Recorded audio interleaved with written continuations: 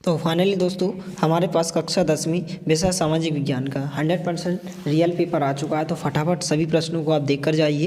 तो यहाँ पर पहला प्रश्न है, सही विकल्प चुनकर लिखिए। पहला प्रश्न है, निम्नलिखित में से अजैव संसाधन है। तो इसका जो आंसर होगा घ नंबर का ऑप्शन होगा प्राणी जगत। दूसरा प्रश्न है, पहली महान क्रांति जिसने अपने मूल शब्द स्वतंत्रता, समानता और बंधुत्व के साथ राष्ट्रवाद का स्पष्ट विचार दिया था। तो किसने दिया था?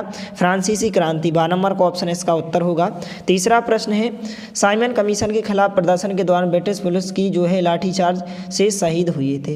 तो कौन शहीद हुए थे? यहाँ पर 6 नंबर का ऑप्शन लाला लाजपत राय इसका आंसर होगा। चौथा है, लोकतंत्र के लिए आवश्यक होता है।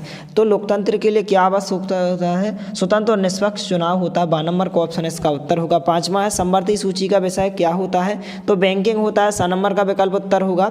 छठवां है, सामान्यतः किस देश का विकास किस आधार पर निर्धारित किया जा सकता है? तो 2 नंबर का ऑप्शन उपरोक्त सभी इसका उत्तर होगा।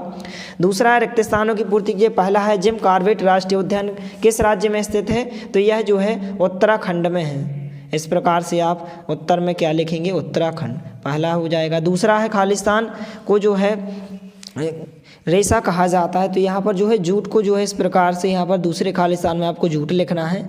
तीसरे खालिस्तान है, श्रीलंका की राजधानी क्या है? तो इसका आंसर श्री जयवंतीपुरम हो जाएगा। चौथा है, भारत में संघवाद की प्रणाली को किस देश के संविधान से ग्रहण किया गया है? तो कनाडा से। कहाँ से?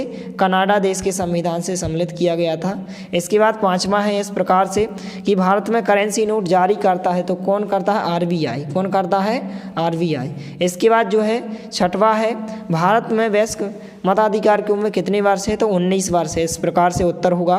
तीसरा है, सत्य सत्य लिखिए। तो पहला है, पुरानी जड़ों मृदा को बागर भूमि कहा जाता है। बिल्कुल आपका सत्य हो जाएगा। दूसरा है, जो रेहंद बांध गंगा नदी पर बनाया गया था, तो यह कथन आपका असत्य होगा। इसके बाद तीसरा है, भारत का पहला लोहे इस्पात संयंत्र जमशेदपुर में स्थापित किया गया था।